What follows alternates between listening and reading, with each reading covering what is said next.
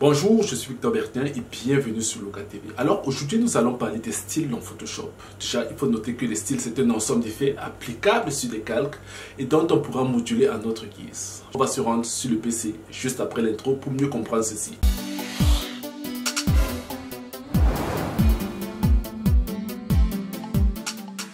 Alors une fois de plus, bienvenue sur Loga TV. Si tu es nouveau sur la chaîne, je t'invite déjà à t'abonner et activer la cloche de notification pour être au courant à chaque fois qu'il y aura une nouvelle vidéo.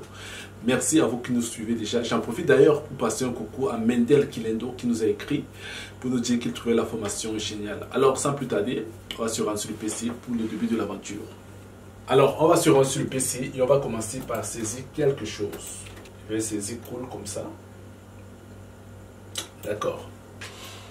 Une fois qu'on a notre calque de texte, on va commencer à appliquer les styles. C'est simple. Pour appliquer les styles, vous avez deux choix, deux possibilités.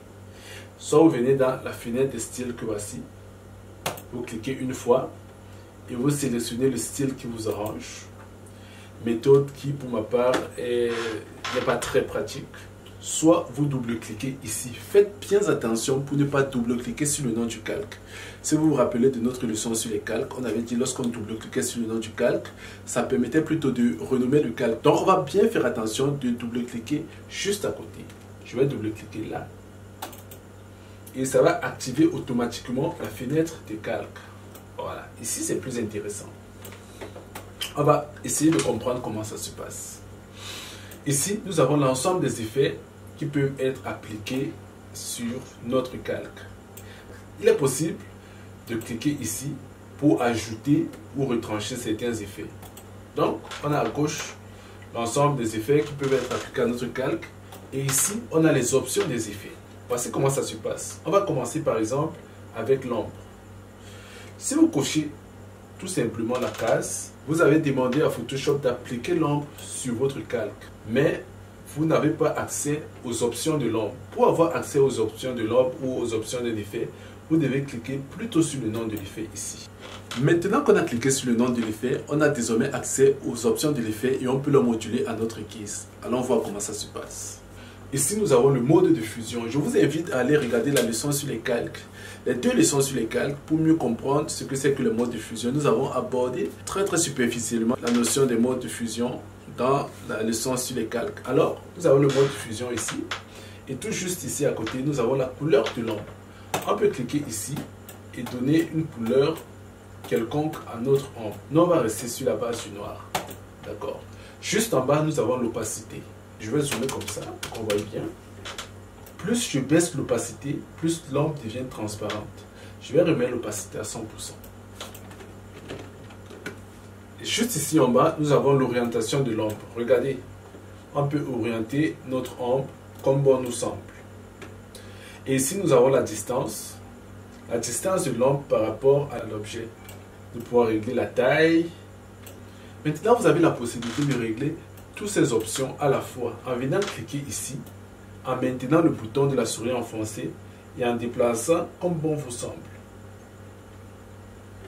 Bon, maintenant on va parler de la qualité. La qualité va nous permettre de peaufiner encore ce qui concerne notre effet. Alors, on a la possibilité en cliquant ici de varier les différentes qualités de l'ombre. Ou alors de cliquer ici sur la courbe et de pouvoir moduler la courbe à notre guise. Je vais zoomer un peu. Regardez lorsque j'augmente le bruit, ce que ça crée au niveau de l'ombre. Moi je ne trouve particulièrement pas ça sympa, donc je vais baisser à 0. Ok. Alors comme vous voyez, on a ici beaucoup d'effets qu'on pourra jumeler pour créer un style. Un style qu'on pourra par la suite sauvegarder. On va voir comment ça se passe pour appliquer facilement à d'autres éléments. Parlons maintenant de la lueur. Pour mieux comprendre la lueur, je vais créer un fond autour de notre élément. Un fond noir. Je vais créer une forme. Je vais valider déjà ici. OK. Je vais créer, prendre mon outil forme. Je vais créer une forme noire derrière notre élément, derrière notre texte. Je vais mettre le calque sous le calque du texte. D'accord. Je vais double-cliquer ici. Je double-clique ici. Je vais décocher l'ombre et je vais activer la lueur. Ok, je vais passer mon mode de fusion à normal. Vous voyez cette espèce de lueur qui se crée autour du texte. On va pouvoir moduler aussi la lueur pour donner un style comme bon nous semble. On peut par exemple jouer sur la taille de la lueur. On peut jouer également sur l'opacité de la lueur, sur le bruit, ainsi de suite. On ne va pas trop s'attarder, on va passer à l'incrustation de motifs. Il est possible d'incruster un motif à un élément. Nous avons ici la liste de quelques motifs qu'on va pouvoir incruster à nos éléments. Je ne vais pas trop m'attarder, on va passer à autre chose. On a ici l'incrustation de dégradé. Alors, il est possible d'incruster un dégradé à notre élément. Je vais décocher l'incrustation de motifs pour qu'on voit bien comment ça se passe. Je vais passer en mode normal ici. Et je pourrais créer une sorte de dégradé sur notre élément. Je reviendrai dans le cadre d'une toute petite leçon pour bien vous expliquer comment gérer et paramétrer les dégradés. Pour le moment, on va avancer. Je vais annuler, je vais décocher et je vais passer à l'incrustation de couleurs. Bon, j'aimerais ici apporter une petite explication dans le cadre de l'incrustation de couleurs. Alors, il faut savoir que lorsque vous créez une forme ou du texte, il est possible de donner n'importe quelle couleur au texte ou à la forme, d'accord? Mais lorsque vous incrustez une couleur, quelle que soit la couleur qui existait déjà sur le texte ou la forme, c'est la couleur incrustée qui domine. Donc si plus tard vous essayez de changer la couleur, mais vous vous rendez compte que rien ne se passe, rappelez-vous que vous avez incrusté une couleur. Il va falloir venir ici dans la fenêtre de style pour décocher l'incrustation de couleurs, pour avoir la possibilité à nouveau de moduler vos couleurs comme bon vous semble. Comme vous pouvez constater, on a ici beaucoup d'effets, on ne va pas le parcourir en détail. Je vais juste vous montrer quelques effets que j'utilise généralement dans mes travaux. Alors, je vais vous parler du contour. On a déjà vu l'ombre. Je vais vous parler maintenant du contour. Ici, il est possible d'ajouter un contour, comme ça, ok. De jouer sur la taille du contour. Voilà, je vais diminuer la taille du contour. Comme ça. Il est possible de décider si votre contour, vous le voulez à l'intérieur de votre élément ou à l'extérieur. Ça se passe ici.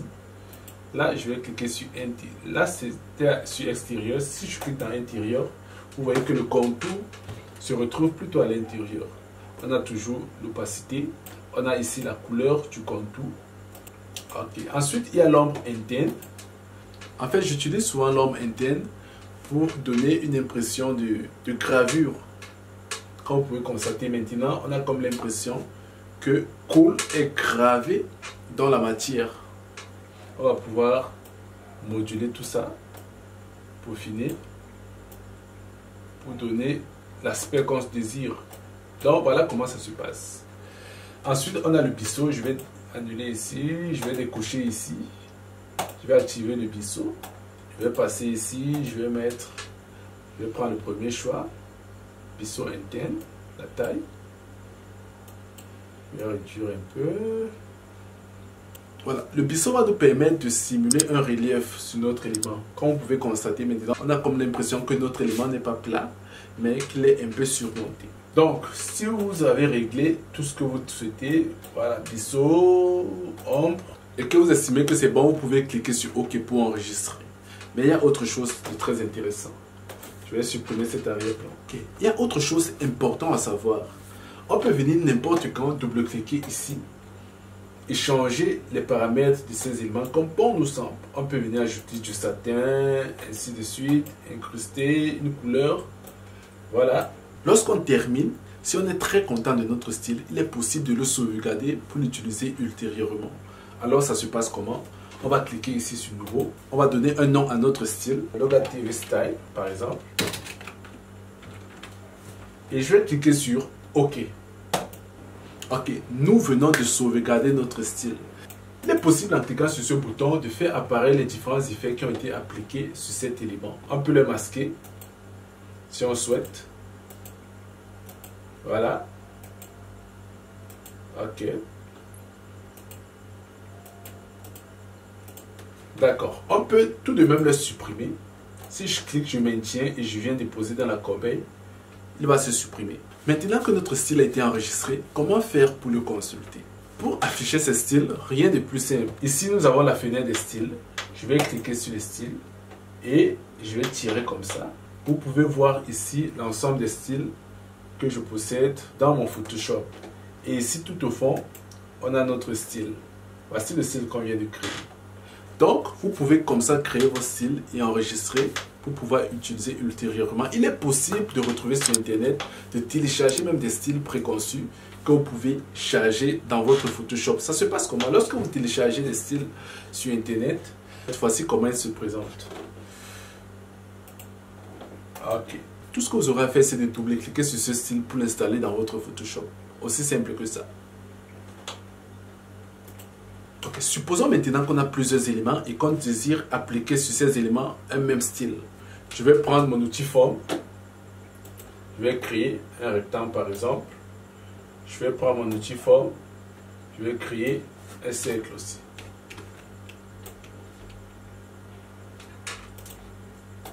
On a deux possibilités, même trois d'ailleurs.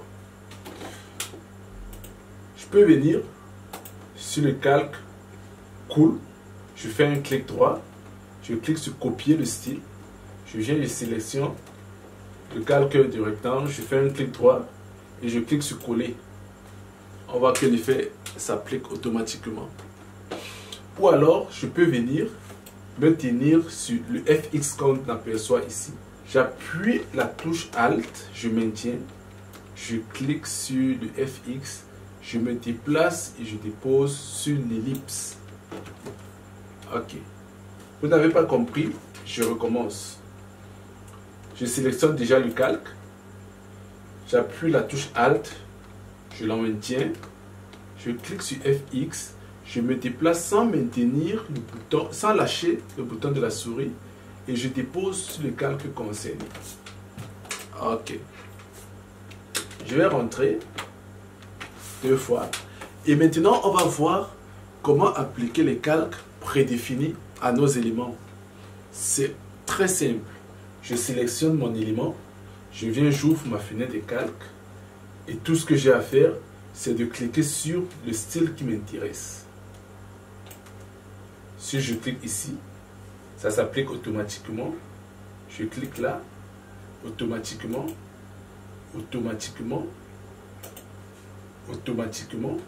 Regardez ici sur cool. Ça s'applique automatiquement.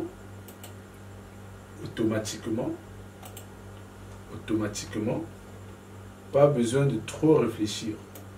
Ok, je vais m'arrêter comme ça pour cette leçon. S'il y a des zones d'ombre, s'il y a des trucs que vous n'avez pas compris, sentez-vous libre de me poser vos questions en commentaire. Je me ferai un plaisir de vous répondre. C'est terminé pour cette vidéo. On se revoit très prochainement pour une autre leçon. Ciao!